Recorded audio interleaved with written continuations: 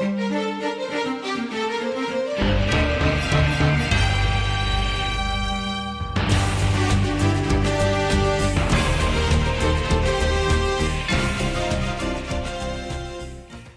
project management matrix shows all my rating.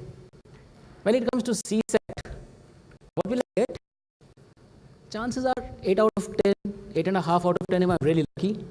If I'm really lucky and the project went off really well, I will get 10 out of 10. Does that make me happy? Not always. I will get the project, I'll get the rating, I may not get the next project. Those are Wall Street clients for you.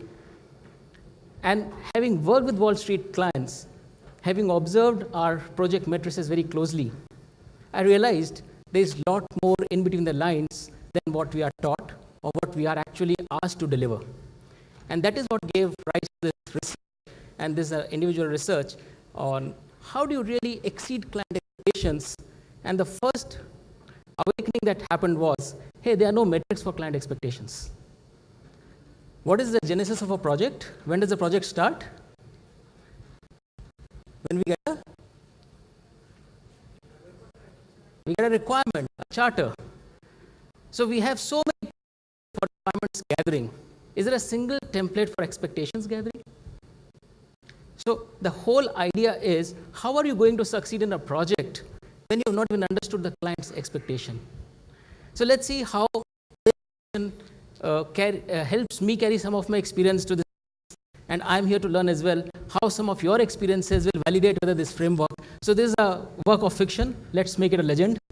So let's see how your participation evolves it. It has not been implemented. So even if you ask me in Q&A, where have you implemented this framework?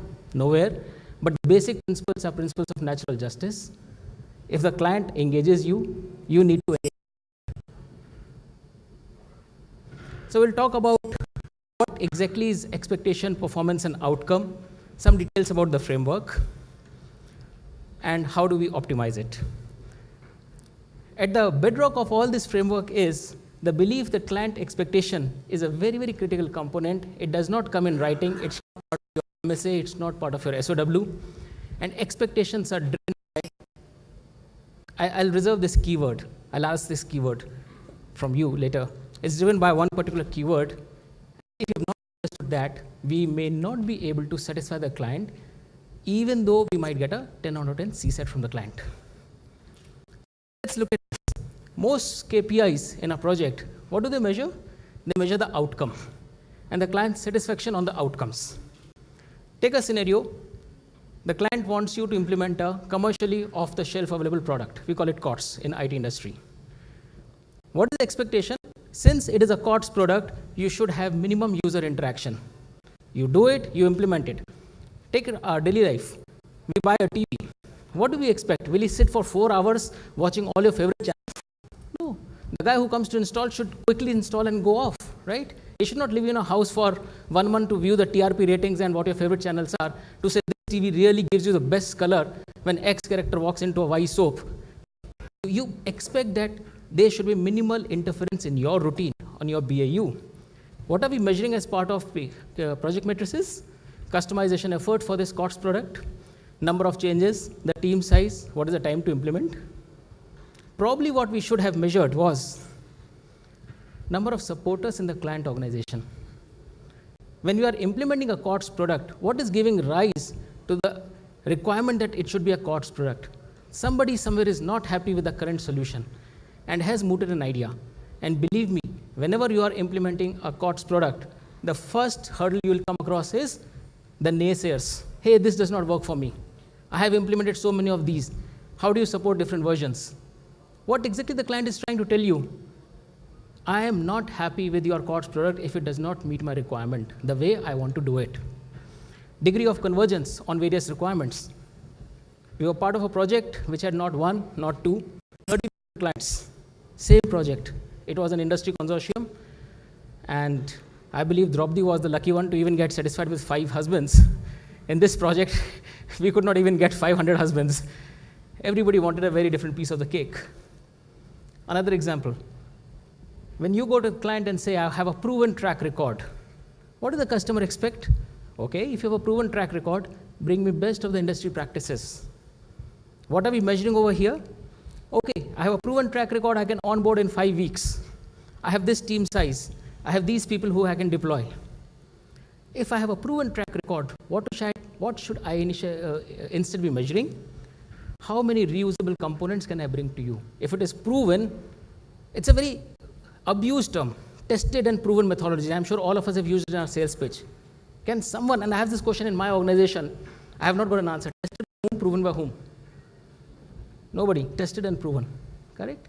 But if it is indeed tested and proven, there must be some reusability that you can quote. What is the marginal cost of making a change for you? Third one, a compliance project. Zero variance in outcome. Compliance projects are really very, very critical. A small variance in slippage on the time or on the content may cost them millions of dollars. The project managers measure over there. Oh, it's a compliance project. I can put it up for you in about 5 months. What you should measure instead is, if this is a compliance project for you, which are the high impact components of this module? If it is Basel III, if it is FATCA, if it is, say, Dodd-Frank, I'm taking examples from financial services, if it is any regulation that you can think of, how does it impact you in your environment? Basically, the most metrics for client expectation are measured before delivery, not after delivery. I can say with certainty, not most, but all of our metrics are post-delivery. The first gap. Coming closer, we are talking about relevance of project management framework, matrices to various scenarios. Let me measure the funnel conversion. Come on, it's not again client-centric. How do I care about Make My Trips funnel conversion? Healthcare. We should provide it, say all that was wrong. That is again post-mindset. I don't care where the infrastructure is coming from. When I want healthcare, I want to ensure I get a cataract option for $5,000, not $60,000. Both are available. None of the sanitized environments promise you a cataract operation less than $60,000 to $70,000. When it comes to e-governance, we talked about so much that is happening. What are the client expectations of e-governance, right? What is the basic expectation? Forget the wide area networks, forget the portals, forget the application process. Can you please have one email that I can access bureaucrat or minister and respond to it?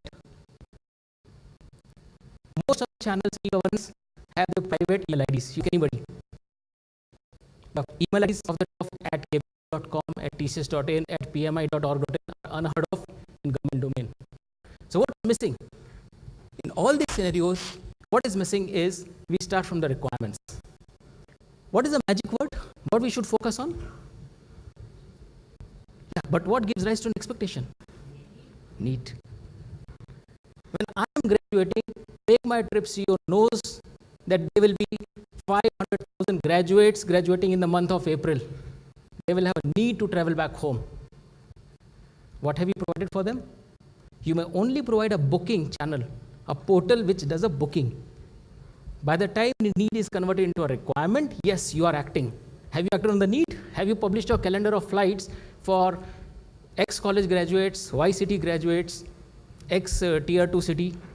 So the whole idea is we have to look beyond the obvious. We have to expand our management framework. And instead of starting from the requirements, go back, start from the need. And often expectation management is left to the skills of the front office staff. The more suave your sales team is, you believe you have handled the client very well. Yes, definitely. But the gap is by the time it comes to delivery, all the information is lost. Because sales guy is pursuing some other thread and he is not available for all the negotiations, all the project charter that is being drawn out, and the delivery team, including the project manager, misses out on what the client's expectation is.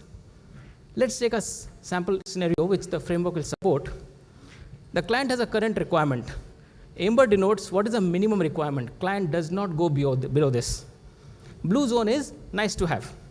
So if you give him a little more in blue zone, he'll be happy with you. You can obviously delight him and you can give best of the breed. And assume that there are 4 vendors. A, B, C, and D looks like an Airtel network. But let's assume these are the various perceived capabilities of these providers, A, B, C, and D. Who do you think the client should choose? Anybody for A or B? So let's see how the framework helps us identify who the vendor of choice should be. Look at this. Vendor A is perceived an underdog, but this is the performance. So where is this performance data coming from? Either word of mouth or in a repeat business. In IT industry particularly, 95 to 98% business is repeat business, because IT is an evil you can't do away with. So once you got into it, you have to keep on spending. Now, if you have a capability of quality A, but you have performed at a level of nice to have, I'm sure you're delighting the customer, right? Having said that, your perception is still that. It could be a fluke, correct? Look at provider B. Sounds good. Better perceived capability, better performance in your repeat projects through word of mouth, or it's something which is happening in some other domain, not in the domain in which you first started, but you bring a reference, you know, I've worked in banking area, this is capital markets. Look at vendor C. These are, without taking names, we all know who these vendors are. These are all who spend a lot of their capital, time and money on billboards to ensure that their perceived capability is rated high and high and high. But time and again, there are data points to show where the performance could lie.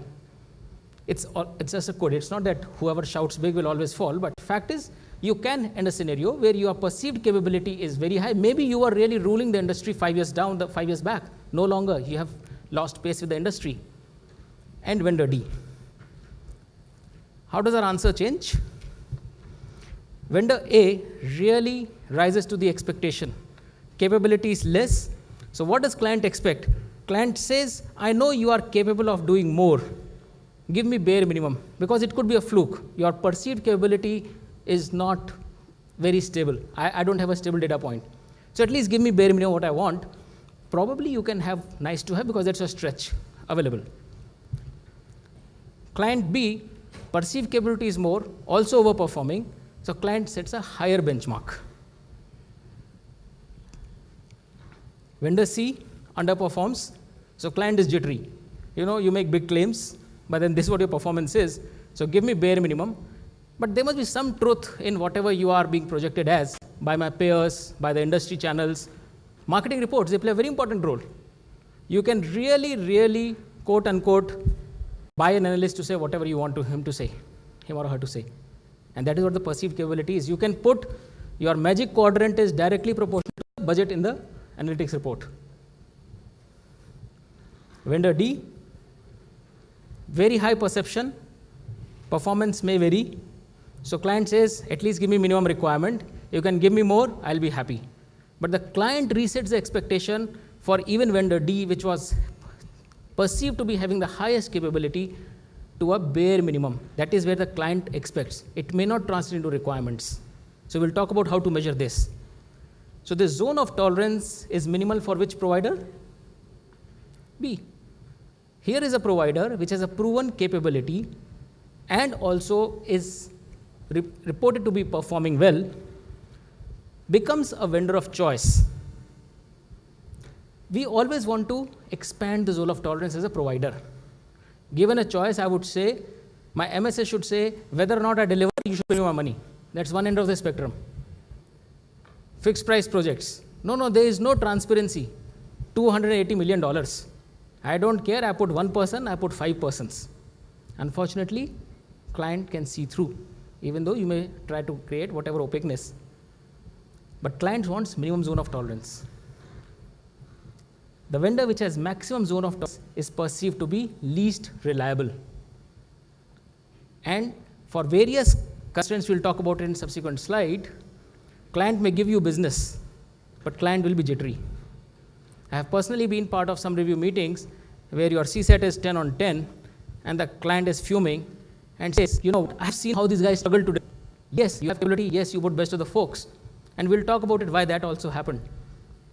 But the answer lies, who is your vendor of choice? Where the client perceives minimal zone of tolerance. Client perceives certainty, proven certainty. So how do you gauge what the client is thinking? The framework suggests 3 sub-components to capture client expectation. Foremost is client outlook score. What does client think about you? And please don't forget, these are all pre-delivery. We are not even talking of delivery. What does client think of you? Why does the client think of you the way the client thinks of you? Second, more important than previous one, provider posturing. Larger the organization, greater the risk that the posturing is incorrect. I have seen it happen day and night, left, right, and center in my organization. As yesterday we heard, preserving the organization's culture is extremely critical. It just goes for a toss. In large organizations, they create their own culture. So it's actually foolhardy also to believe the culture of 100 people will be reflected in a culture of 300,000 people. The idea is, how do you live with a culture of 300,000 people without compromising what it requires to project where you will posture yourself? And we'll talk about what this means. And the third part is performance. All said and done, 10-15% is strategy, 80-90% is execution. So I may put the best of the frameworks. I may say I have understood you really well. I have to deliver. If I have understood you well, I better show it. So client expectation framework that we are talking about today is a function of 3 parameters that we just talked: client outlook score, provider role ratio, which is a posturing, and the execution performance, which is the quantitative part of it. Hopefully, just like we have created metrics for requirements gathering and traceability and all such things, can be quantified by virtue of initial interaction, but not everything can be quantified. So this will only be a guidance score. As we become more mature, as we apply the framework to more and more cases, we'll get a lot of insight, which goes into the B column of qualitative analysis. We'll see where the framework fails.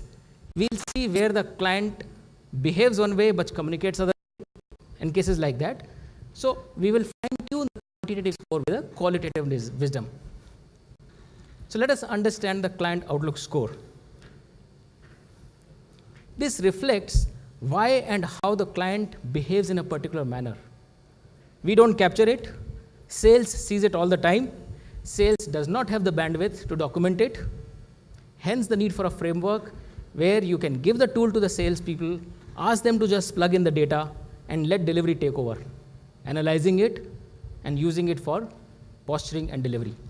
And this says client will behave one which way depending upon what the driver is, what the risks are, what is the impact to the project, will it involve the vendor or the provider at an early stage or a late stage, what are the choices. Now, even though this is not rocket science, fact is we don't capture it in as much detail. Partly because we don't listen to the client as much.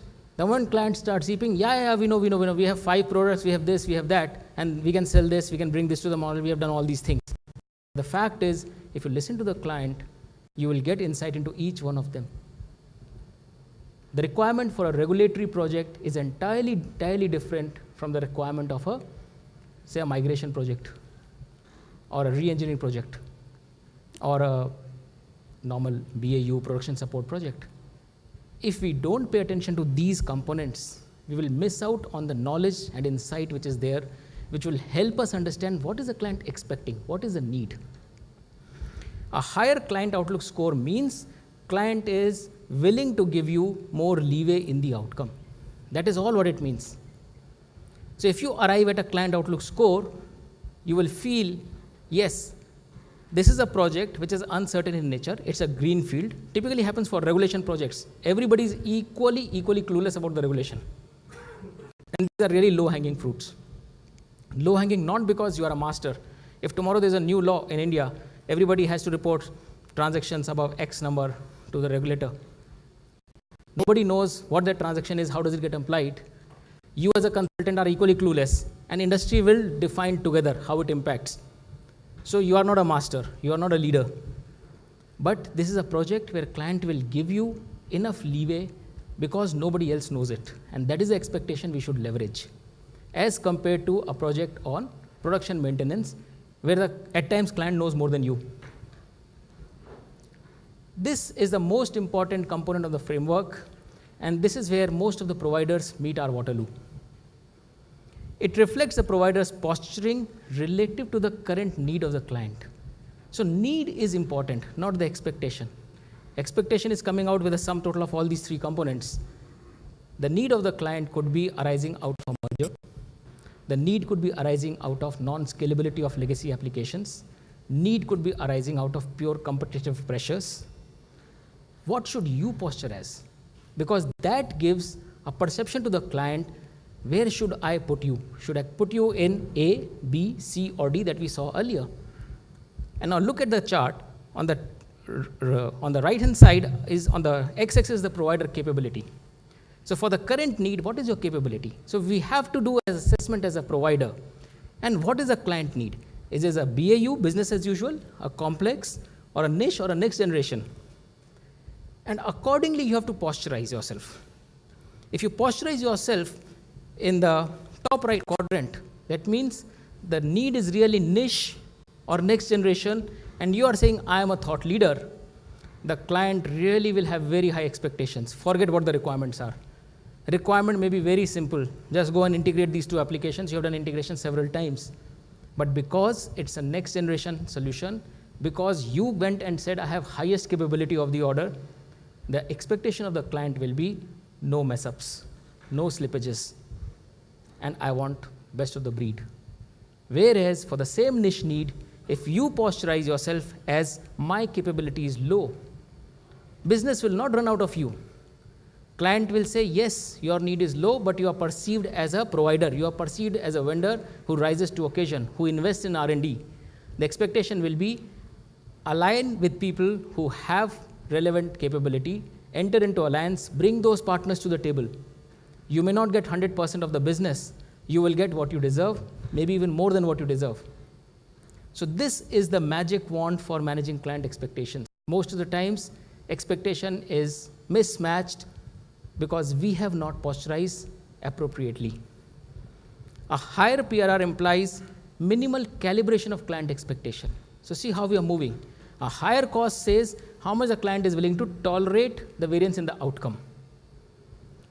Here it is more how the client will calibrate its own expectation.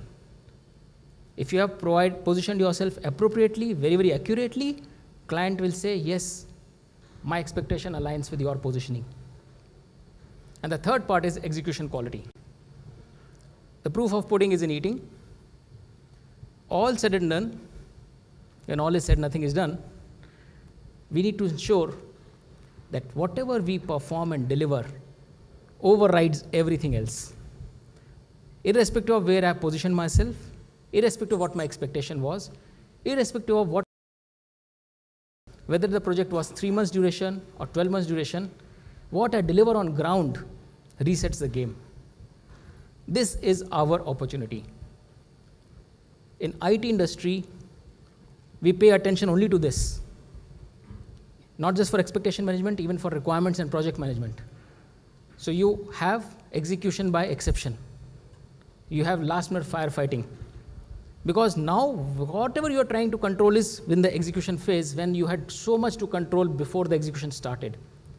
Having said that, this is your window of action and use it to your advantage. Don't limit yourself to what the client expects. Delight the client, surprise the client, impress the client. You say, you know, I had said I will deliver it in 8 months, I am going to deliver it in 6 months. That option is very much available in this, and everything happens in this world. If you don't do it, your competitor will do it. A higher execution quality means a higher implies least variance of actual performance with the expected execution. That means your projection was very accurate, including of whatever your estimation and risk assessment.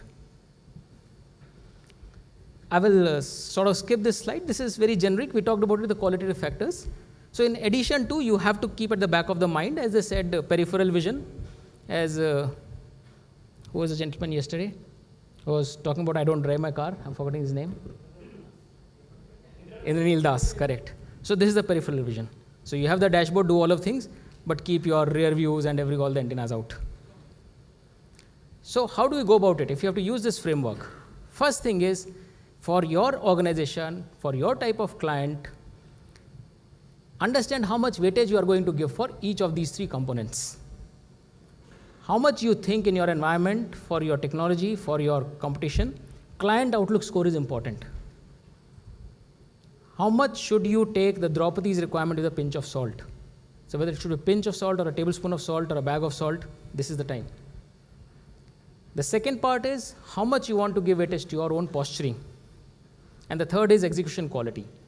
If you dive deeper, client outlook score give different weightage to different drivers.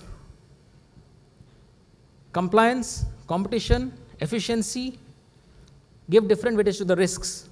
Reputation risk, legal risk, financial risk, operational risk, give different weightage to the impact, give different weightage to the choices the customer has. This is just a framework. When you actually know your client for the last 17 years, this first column itself can go into something like 100 to 200 rows of an Excel sheet easily. The more you know your client, easier it is to understand its expectation. But you need to populate all of it with data points. And we should not be afraid, we are talking of big data. There is not even 1/1,000,000th of a big data. So it's a small Excel sheet we can start populating. Similarly, on the provider role ratio, understand what the components of the client's need are. How much of it is BAU, low, complex, critical. Understand where the subcomponents of your own capability lie. So create a heat map of, on this technology, in this geography, for this skill, for this profile, what is your capability? Map it. Give a weightage to that. And the last part is, from your past execution, calibrate and give weightage to your execution quality. If you collect these data points, and we are not talking of delivery as of yet, across your clients, create a matrix. You have all the data points, you have given weightages, play around with weights, give different weights and see whether it matches your understanding of the clients. Once you have that, what you can arrive at is different profiling of your clients. You will see a client which allows you maximum delegation and control because the overall client expectation ratio, as suggested by the framework, is highest. It has high synergization of the three subcomponents. The stacks in the middle, they are very high on the green bar. That means clients with best provider positioning. These are the clients where you have been able to position your perception very accurately. Having done that also, look at the last bar. The green bar is still tall. Last but second, the green bar is still tall, but the red bar is really small. What does it mean? No tolerance for variance. Client outlook score is zero, very, very middle. So overall client expectation ratio for that client is low because your posturing is very right, but the client sees whatever you are claiming may not be true with your performance and various other reasons. Client may feel you are very good for this job. This happens day in and day out. You are very good for BAU, production maintenance. You are not good for enhancements or quality assurance, or vice versa. If we do this type of a profiling, we will be able to not only map our clients, we'll also be able to map different projects. So same framework we can apply at project level. And overall, when you do that, you will be able to decode which component is playing to your advantage, which component is not. The crux lies, don't think of delivery as of yet. Think of all what the client expects you can or cannot deliver. Understand that expectation. Position yourself appropriately, and then put up the right team to deliver. When you are doing the delivery actually, you will find not all the components behaving similarly. There is a very strong positive correlation, and sometimes there is a negative correlation between some of the components. So research has indicated that there is a very high correlation between, for example, the funding available to the project and the project density, number of cross-stakeholder activities or interfaces. So when you create your own cross tab, look back at some of the research or data points in the organization and retune your weights. Where this will be useful is, again, put your weights appropriately so that you have an understanding of what the client will expect, where probably it will help you positioning better. This is a case study for a leading European airline. As I said, it is not applying this framework. This framework is futuristic, it's not yet applied. But the core principles of the framework were applied. And it suggested, we all know if the expectation is high, the satisfaction may be low.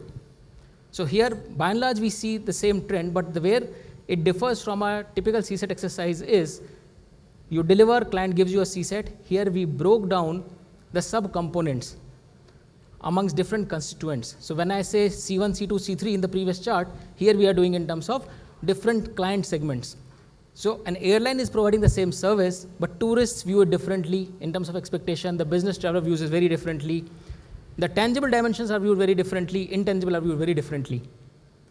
This has no bearing on your requirements. The requirement is do this project, deliver this service. But the expectation of the client segment and the capability varies from subcomponent to subcomponent is the core message. So what do you take away from this framework? Foremost, profile your clients. One size does not fit all. It will help you move your hypos, your most valued players, to clients which have maximum growth potential, where you have maximum synergy. If you have not understood their need, if you have not quantified their expectation, you will not be able to maximize your revenue potential. Obviously, if you have understood the client rightly, you will position yourself rightly. We all say that when we go to the customer, we don't say we can do everything. We know certain areas where we'll say we don't do this. Are we doing even that right? What is the type 1 or type 2 error in that?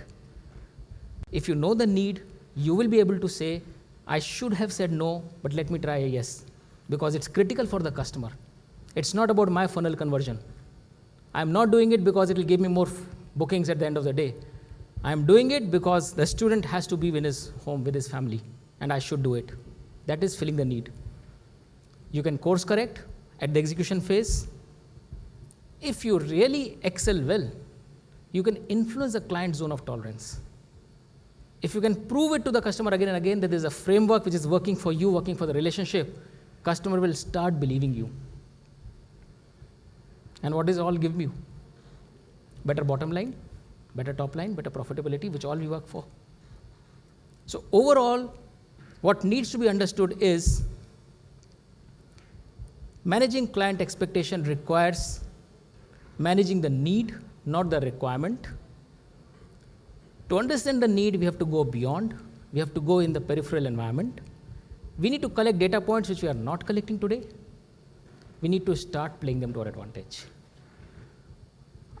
The requirement was to close at around 12:40. The expectation was much more than that. All of you should go to lunch timely. So I stand closed over here. I'll welcome any questions. Thank you. I would request Jay Krishna from Kerala chapter and Chetan from Delhi chapter to hand over the memento and the photograph. Please.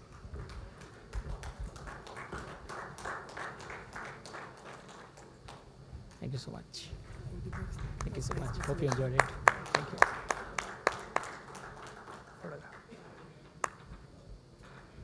Thank you so much. I hope you enjoyed it.